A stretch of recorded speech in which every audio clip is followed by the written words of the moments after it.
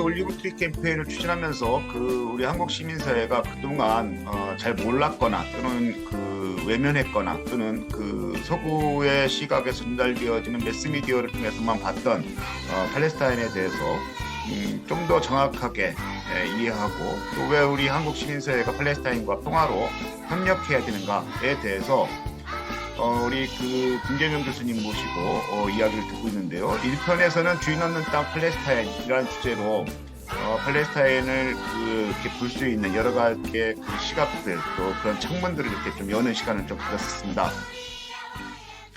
이번 2편에서는 그렇다면 이스라엘 팔레스타인의 구체적인 쟁점은 무엇이고 국제사회 또는 특히 국제 글로벌한 단위에서의 시민들의 노력이 무엇인지에 대해서 좀 알아보는 시간을 가지려고 하는데요. 그 전에 제가 팔레스타인과 관련한 활동을 시작하면서 가장 도움을 받았던 책 중에 하나가 이렇게 교수님께서 저술하신 눈물의 땅 팔레스타인이라는 책입니다. 네, 고맙습니다. 저는 그 책을 보면서 팔레스타인의 현실 그리고 팔레스타인에서 살아가고 있는 분들의 실제적 사람들을 이렇게 책을 통해서나마 간접적으로 경험을 하면서 제가 꼭 팔레스타인에 한번 가봐야 되겠다 이런 생각을 했었는데요. 예. 그래서 오늘 인터뷰를 시작하기 전에 우선 좀 가볍게 왜 눈물의 땅 팔레스타인이라는 책을 이렇게 저술을 하실 생각을 하셨는지 예. 또 그런 내용들에 대해서 좀 예. 간략하게 좀 소개 말씀 좀 예, 부탁드리겠습니다. 예. 제가 2000년도에 제가 그때 미국에서 정치학 관련 박사학위 과정에 공부를 하고 있었는데요. 이 봄에 학기를 일찍 마치자마자 제가 팔레스타인에 갔었습니다. 그때 2000년도가 굉장히 이스라엘 팔레스타인 사이에 유혈 전쟁이 아주 심각할 때입니다. 그래서 하루에도 몇십 명의 사람들이 막 죽어나가는 그런 상황에서 팔레스타인 사람들의 그야말로 엄청난 이 고통이 그걸 두 눈으로 좀 보고 싶다 하는 생각이 들고 그래서 학기 끝나자마자 그냥 바로 저 팔레스타인 지역으로 달려갔습니다.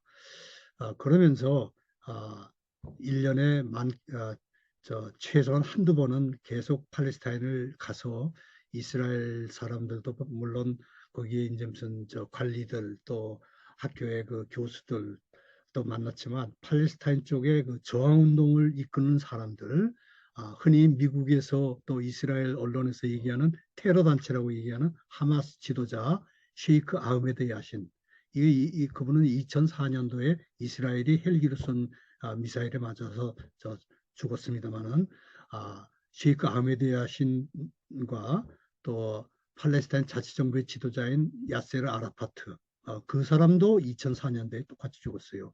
이스라엘 정보기관에서 폴로늄이라고 하는 독극물을 그 사람이 쓰는 칫솔이나 수건에 이렇게 묻혀가지고는 이 사람이 서서히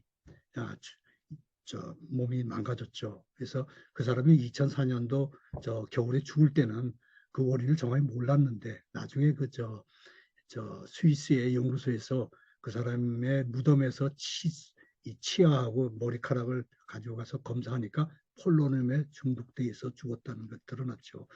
그런 아라파트는 사실 우리 한국으로 치면 백범 김구와 같은 그런 위상을 같이 지닌 사람이죠. 그런 이 팔레스타인 저항운동의 지도자들 또 투사들 또 현지에 고통받는 민초들 이런 사람들을 접촉을 하면서 그 사람들이 흘리는 눈물이 이게 눈물의 무게가 팔레스타인은 흔히 사람들이 이렇게 얘기를 해요. 사람의 죽음은 휴지처럼 가볍다. 우리의 죽음은 휴지처럼 가볍다. 워낙 많이 사람들이 이스라엘군의 무차별 사격으로 죽어나가니까요. 근데 우리가 흘리는 눈물은 결코 가볍지 않습니다. 이런 얘기를 해요. 자, 그런 얘기를 들으면서 제가 이걸 단편적인 기록 보도만 할 것이 아니라 책으로 묶어내야 되겠다 하고서 쓴 책이 제가 잠깐 보여드리면 이 책입니다. 눈물의 땅 팔레스타인. 그래서 책이 나온 지 꽤 됐습니다만 계속 재판, 증보판, 개정 증보판 이렇게 내면서 하여튼 많은 사람들이 읽어주시니까 고맙게 생각하고 있습니다. 네. 예, 이 영상을 시청하시는 분들이 그 교수님의 그 눈의 땅 그 팔레스타인과 같이 이렇게 봐주시면 예, 아마 그 선생님께서 말씀 주셨던 뭐랄까 시각들이 구체성을 좀 더 갖지 않을까 이렇게 생각합니다. 말씀 중에 정말 죽음은 휴지처럼 가벼운데 눈물은 가볍지 않다라는 말씀이 너무 무겁게 다가옵니다. 이런 그 말들을 하고 살아가시는 분들이 팔레스타인 분들이신데요. 그 책에 보면 정말 이렇게 다양한 뭐 아까 말씀 주셨던 것처럼 하마스 지도자들하고 인터뷰한 내용도 있기도 하고 합니다만 실제로 그 선생님 말씀처럼 그 땅에 살아가고 있는 민초들의 이야기들도 다양하게 많은 것 같아요. 그래서 이 영상을 보시는 분들이 팔레스타인 사람들의 삶이라는 게 이런 거구나라는 거를 좀 이렇게 쉽게 이해할 수 있도록 좀 한두 가지 좀 이렇게 뭐랄까요? 좀 설명해 주시면 어떨까 예, 싶습니다. 예. 혹시 여러분이 언젠가 팔레스타인에 가시면 이를테면 뭐 점심 때 되면 이제 저 식당에 가서 밥을 이제 저 점심을 드셔야 하지 않습니까? 이제 식당에서 주문을 하고 손을 씻어야지. 그리고 이제 식당에 있는 화장실을 가신다면 화장실에 수도꼭지를 틀었을 때 물이 안 나올 수가 있어요. 아, 그리고 밤에 주무실 때 뭔가 이렇게 인터넷으로 무슨 카톡으로 이렇게 한국하고 좀 뭘 주고받으려고 그러는데 갑자기 인터넷이 끊기는 그런 또 수가 있어요. 그게 뭐냐면 다 물과 수도를 식민지 지배자인 이스라엘이 지배하고 있기 때문에 그들 마음대로 일종의 징벌적 차원에서 집단적 징벌이라고 하는데요.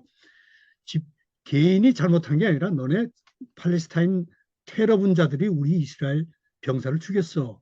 뭐 이런 식의 그 구실을 대면서 물을 끊고 전기를 끊어요. 그게 일상적으로 팔레스타인 사람이 겪는 식민지 피지배자로서의 고통의 하나입니다. 네네. 그리고 많은 사람들도 가족도 잃고 또 몸과 마음을 다치고 그래서 거기 사람들이 겪는 정신적 고통은 PTSD라고 그러죠. 그런 경우는 가자 지구는 특히 뭐 거의 한 리서치를 보니까 3천 명을 대상으로 한 리서치였는데 97%가 PTSD를 겪는다. 일상적으로 들리는 총소리와 저, 저 폭음에 많은 사람들이 특히 어린아이들이 뇌상을 겪고 있다. 이런 것이 팔레스타인의 현실입니다. 네.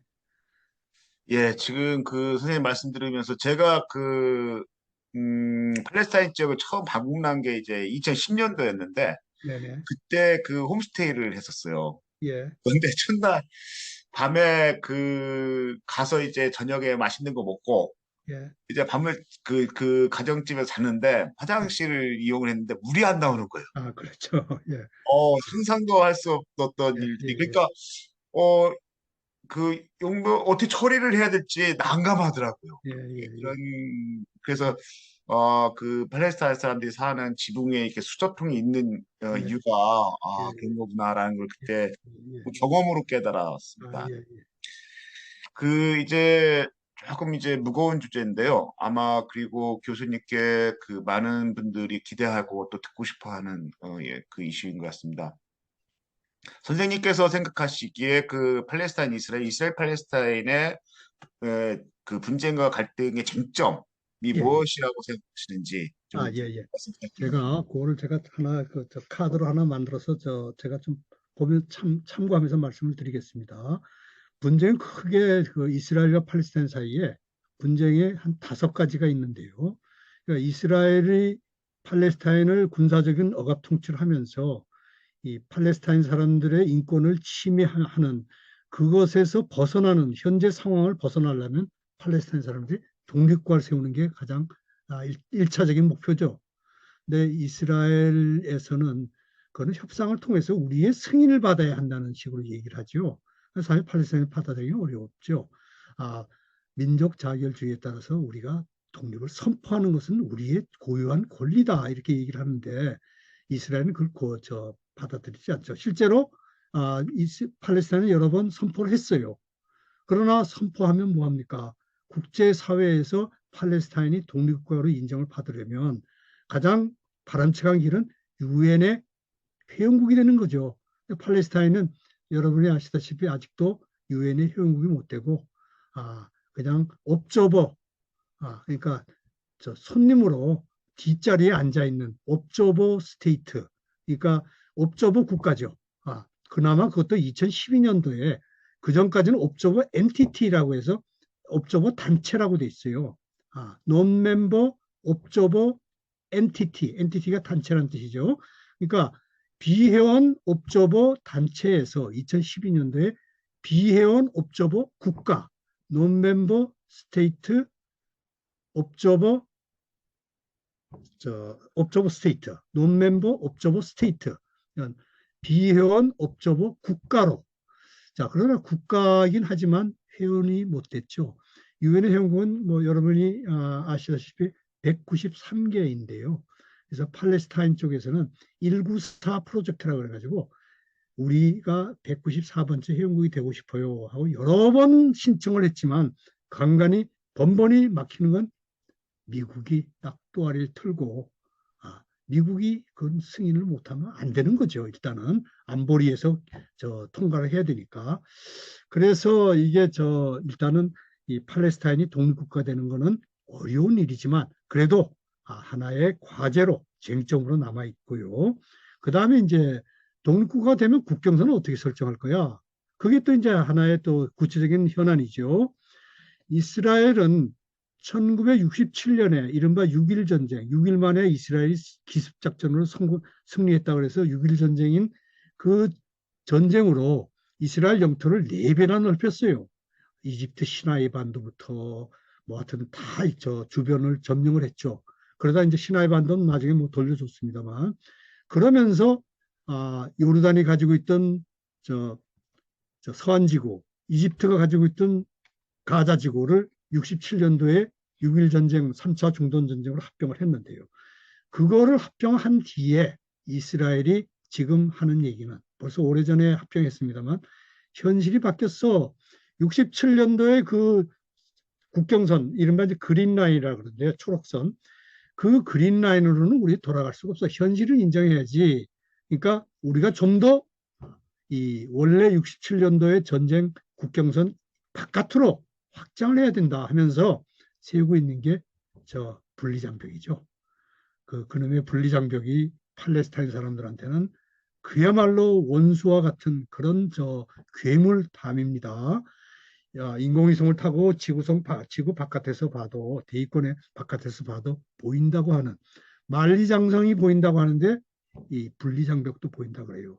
그게 500km 넘게 원래는 730km 740km 정도를 세우려고 했는데 국제사회의 엄청난 반대, 비판에 이스라엘이 눈치를 보면서 500km 선에서 이제 그쳤습니다. 그러나 그 500km도 팔레스타인 사람들의 생존권을 위협하는 것이죠. 우리 올리브 캠페인 합니다만은 올리브 나무가 우리 집 바깥에 있는데 그 올리브 나무 그 농장과 우리 집 사이에 담벼락이 8m 높이로 세워진다면 넘어가기가 어려운 거죠. 그래서 국경선 문제가 어떻게 설정하는가 그게 이제 중요한 문제인데요. 팔레스타인 쪽에서는 1967년도에 전쟁 끝난 뒤에 유엔 안보리에서 결의안 242라고 해서 낸 이스라엘이 점령에 철수해야 된다. 미국도 그때는 반대하지 않았어요. 왜냐하면 워낙이 이스라엘이 대한 전쟁에 대한 비판이 높았기 때문에 미국은 눈치를 보고 거부권을 행사하지 않았죠. 그래서 결의안 242, 안보리 결의안 242에 따라서 철수해야 한다 하는 것이 팔레스타인의 입장이고 안보리 결의안은 사실 국제법의 하나죠. 그러니까 이스라엘이 따라야 하는데 이스라엘은 그냥 속된 말로 개무시하고 있습니다. 자, 그리고 이스라엘과 팔레스타인 사이의 제일 쟁점 중에 하나가 동예루살렘을 어찌할 것이냐. 동예루살렘은 이제 여러분이 예루살렘 가보시면 서예루살렘과 동예루살렘 이렇게 나눠 있었죠. 그게 67년도 6.1 전쟁 때 이스라엘이 동예루살렘까지 다 점령을 했죠. 서안지구를 점령하면서. 그러면서 팔레스타인 사람들은 언젠가 우리 독립국가 들어서면 수도는 동예루살렘이 돼야지 다른 대안이 없어. 이렇게 얘기를 합니다. 그런데 이스라엘 쪽에서는 그건 아니지. 현실을 봐. 우리가 동예루살렘을 사실상 우리 지배하고 있어. 그 동예루살렘은 이 서예루살렘하고 나눌 수 없는 도시다 그래요. 제가 2001년도에 김대중 대통령께서 노벨 평화상을 받으셨죠.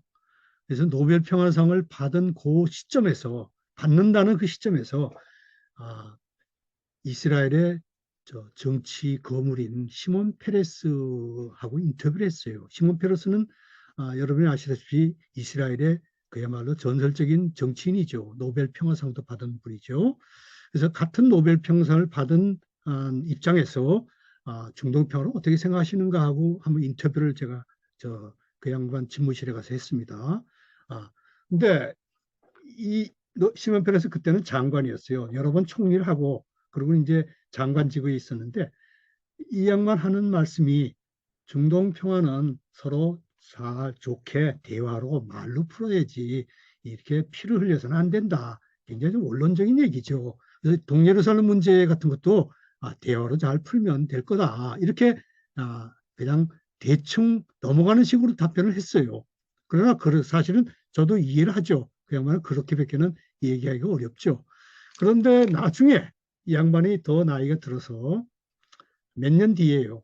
이스라엘과 팔레스타인의 분쟁이 계속 격화되면서 이스라엘의 그 유권자들도 강성 우파한테 구우파한테 표를 막 던지기 시작할 때 그때 이 양반 말씀도 바뀌었더라고요.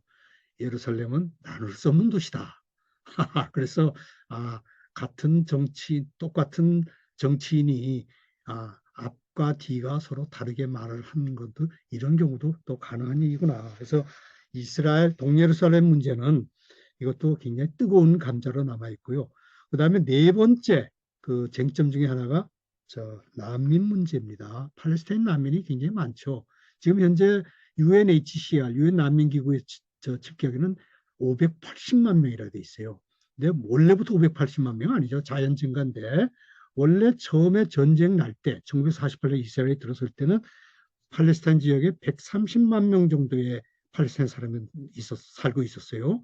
그중에 유엔 통계로는 76만 명이 팔레스타인 쪽에서는 90만 명이 피난 갔다 그러고 이스라엘 쪽에서는 50만 명이 피난 갔다 그러는데 뭐 유엔의 통계가 중립적으로 봐야 되겠죠. 76만 명이 피난을 갔다 그래요. 난민이 됐다 그래요. 그 76만 명의 난민이 이스라엘 지금 현재 영토를 떠나가지고 팔레스타인 중동 곳곳에 시리아나 심지어 이라크나 이런 곳곳에 난민들이 있었는데요. 난민촌이 그 숫자가 580만 명이에요.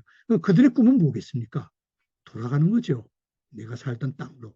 그래서 팔레스타인 사람 난민들의 집을 가보면 집 안에 고리짝 안에 장로 안에 열쇠 그리고 토지 문서 그가 아주 빛바랜 토지 문서와 녹슨 열쇠가 있어요.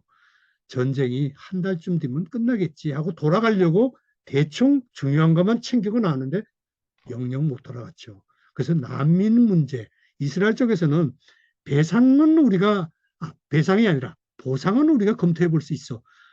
보상과 배상은 뭐 아시겠습니다만 큰 차이가 있죠. 배상은 죄를 저지르고 나쁜 짓을 했을 때 거기에 대한 손해, 징벌적인 보상이 배상이라고 그러죠. 일본이 우리 한국의 양민들을 강제로 노동에 동원한 거, 또 위안부 할머니들을 괴롭힌 거, 다 그 배상 문제지 보상 문제는 아니지 않습니까?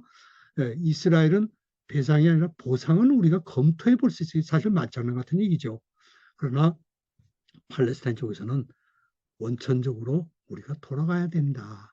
근데 사실 현실적으로는 어려운 얘기예요. 살던 땅이 다 그야말로 천지개벽이 된 뭐 뽕밭이 다 바다가 뽕밭이 된 그런 상황이 됐으니까 그 참 어려운 문제입니다. 마지막으로 정착촌 철거. 이게 참 아주 골치 아픈 문제죠. 팔레스타인 지도를 보시면 오른쪽에 요르단과 경계선에 요르단강이 있죠. 요르단강만 서쪽에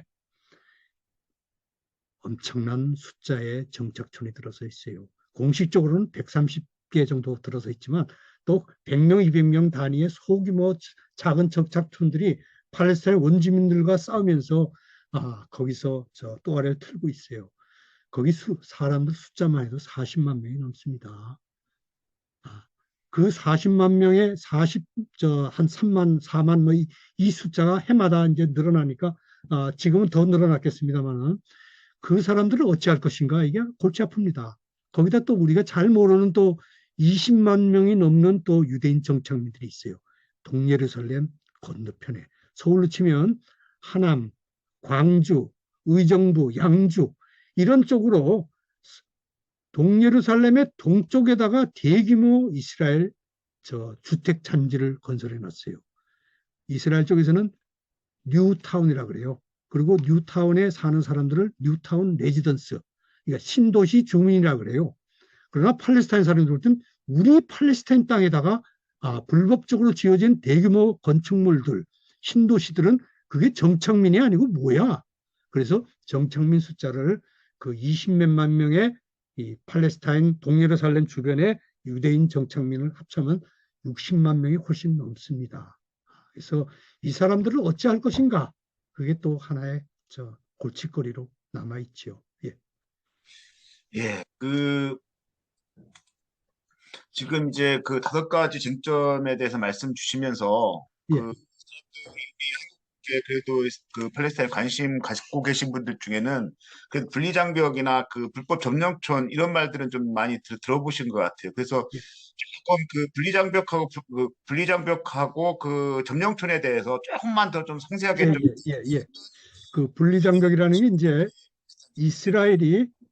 이스라엘이 이른바 팔레스타인 테러리스트, 팔레스타인 사람들이 말하는 저항 분자, 저항 독립투사들이 이 이스라엘 땅으로 넘어오지 않도록 세운 것이다. 그래서 보안장벽이라고 그러지만 팔레스타인 사람들 그리고 이스라엘의 군사적 점령 정책에 비판하는 전 세계 평화운동가들 시민들은 그거는 예전에 남아프리카에서 흑백분리 차원의 분리 정책, 인종차별 정책이 아니냐. 그래서 분리장벽이라고 이름을 하지요. 그래서 보안장벽이라는 것은 이스라엘 쪽 용어고 분리장벽이라는 그 반대편의 용어인데요.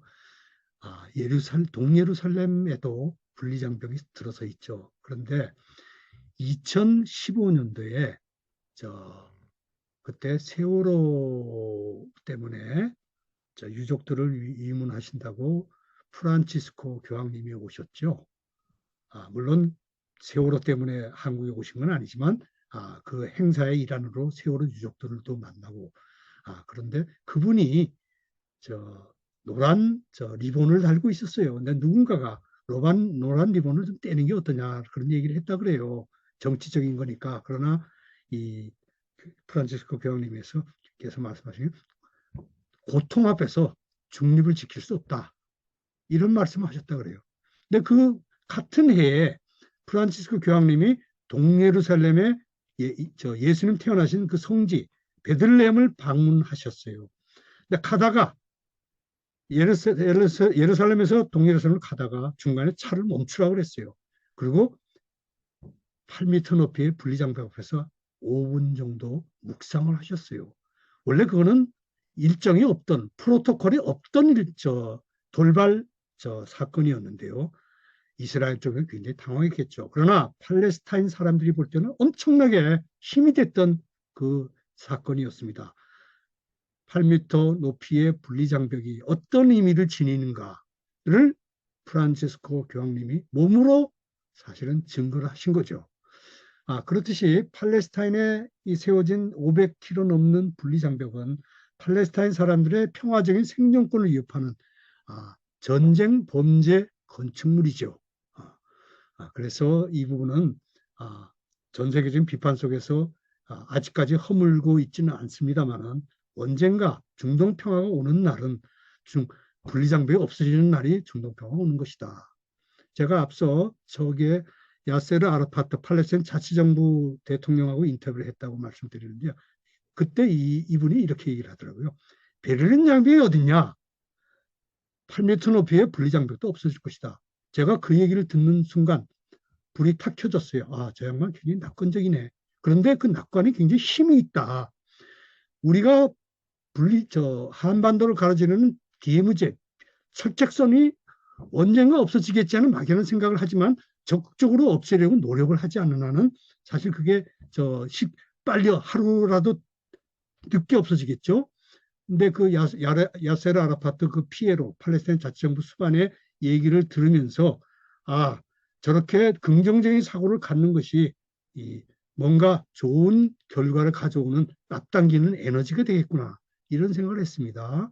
그래서 하여튼 분리장벽은 팔레스타인 사람들에게는 없어져야 할 괴물 같은 존재다. 이렇게 하면 틀린 말이 아니겠습니다. 네. 팔레스타인 젊은 친구들이 특별히 그런 이야기를 많이 하더라고요. 분리장벽의 체크 포인트를 매일매일 감시를 받으면서 예. 일상적인 무기력감, 모멸감을 자기들한테 음, 주고, 음, 그래서 저항 의지, 뭔가 이렇게 음, 새로운 희망에 대한 의지를 일상적으로 부시기 위해서 만든 것뿐이다. 예, 예, 자기들은 총칼도 없는데 무슨 안 보냐, 막 이렇게 앉은 예, 이런 예, 이야기들을 해가면서 이제 자기들이 그런 무기력감들에 대해서 예, 음, 이렇게 말하는 것들을 보면서 참 안타까웠는데요.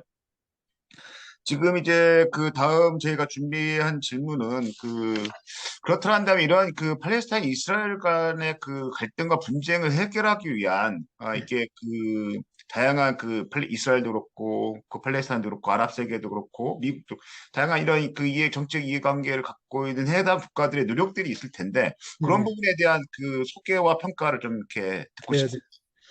이제 이스라엘과 팔레스타인의 어떤 갈등 문제를 해결하려면 어차피 이제 평화적인 어떤 회담을 통해서 협상을 통해서 가능하겠죠. 무력을 통해서 어느 한쪽이 완전히 항복을 한다. 그거는 현실적인 해법은 전혀 아니고요. 결국은 정치적인 해법, 협상을 통한 해법 이 바람직할 텐데요. 이스라엘과 팔레스타인이 서로 직접 머리를 맞대기는 어려우니까 중재자가 있어야 되겠죠. 그동안 보면 유럽연합 또 유엔 등등이 중재자로 나서서 이스라엘과 팔레스타인의 분쟁을 좀 해결하려고 하고 또 이 여러 가지 노력들이 있었지만 제대로 안 됐어요. 미국이 결국은 협상의 키를 쥐고 있다, 열쇠를 쥐고 있다 이렇게 얘기를 합니다. 왜냐하면 이스라엘이 유엔이나 유럽연합은 무시를 해도 미국 말을 무시하기는 어려우기 때문에 뭐 강력한 동맹국이고 또 후견인인 미국의 그 중재자의 역할을 과소평가할 수는 없는 거죠.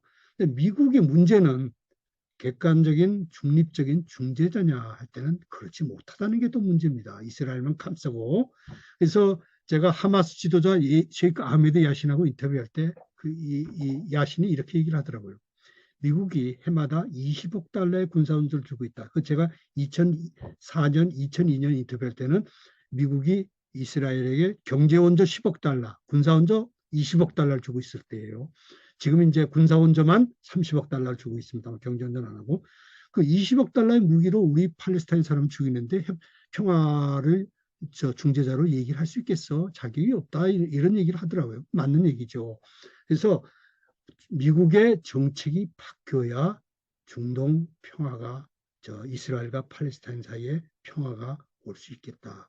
객관적인 중립자로서 이스라엘만 편드는 것이 아니라 객관적인 중립자로서 이스라엘과 팔레스타인 사이에 서로 간의 의견을 조율하는 그게 돼야 되는데 지금 미국을 보면 상원, 하원, 민주당, 공화당 가릴 거 없이 한 목소리로 이스라엘을 지원하는 그 뒤에는 사실은 돈이 달려 있죠.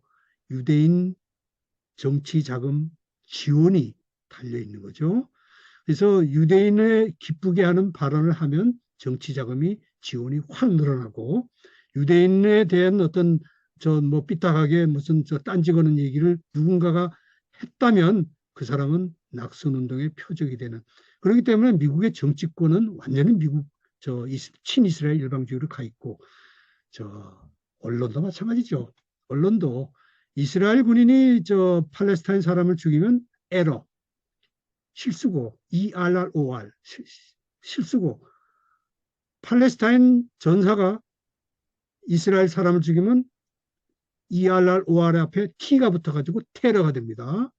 그래서 똑같은 상황이 어느 상황은 테러가 되고 어느 상황은 에러가 되는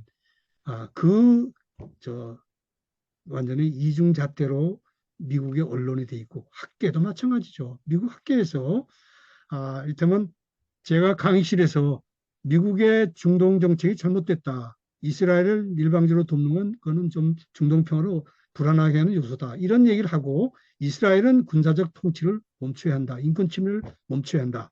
이렇게 얘기를 한다면 강의실 안에 있던 누군가 유대인과 연결된 사람이 유대인 커뮤니티의 SNS에 접속을 해가지고 결국은 제 SNS가 완전히 샷다운, 완전히 그냥 문이 제가 스스로 문을 닫아 걸지 않으면 안 될 정도로 억압을 주고 교수 재임용에서 탈락시키고 뭐 그런 희생양 사례가 미국에서 여러 건 있었어요. 그러니까 뉴욕 타임즈, CNN, 워싱턴 포스트, ABC, CBS 할 것 없이 미국의 모든 언론과 또 모든 미국의 학교에서 주류 사회에서 이스라엘을 비판하는 발언을 칼럼으로 쓰거나 논문으로 쓰거나 하기는 굉장히 어렵습니다. 정치권도 마찬가지고요. 그래서 미국이 바뀌어야 중동의 평화가 온다는 아주 직설적인 얘기가 그래서 가능해진다는 얘기죠.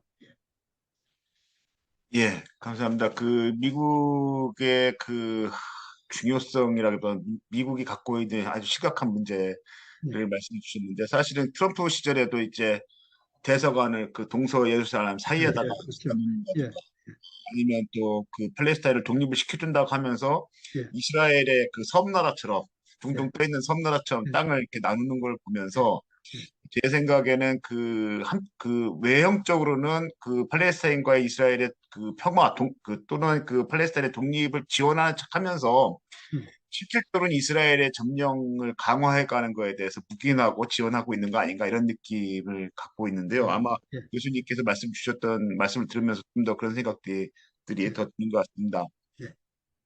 그렇다면 한편으로는 이런 국가 또는 정부 차원에서의 평화라는 건 결국은 그 국가가 저 평화를 만들어내는 주체가 될 수는 없다라는 게 제 개인적인 생각인데요. 그래서 결국 이제 민들의 역할이 대단히 중요하지 않겠나. 그런다면 이스라엘과 팔레스타인 간의 평화를 만들어내기 위한 국제 시민사회의 민들의 역할 또는 그런 활동들이 있다면 좀 소개를 좀 해주시고 한국 시민사회가 또 좀 이런 걸 좀 배웠으면 좋겠다라는 부분들이 또 있으면 안내를 좀 해주시면 감사하겠습니다. 총장님 지금 시간을 보니까 두 편 만드는 시간이 조금 지난 것 같아서 제가 그거는 3편에서 다시 한번 말씀을 나누면 어떨까 싶습니다. 이 부분 자르고 그럼 마무리 인사를 부탁드릴게요. 자, 저희가 오늘 두 번에 걸쳐서 지금까지 두 번에 걸쳐서 이스라엘 팔레스타인 간의 분쟁에 대해서 살펴봤는데요. 이스라엘에도 좋은 사람들이 많이 있죠.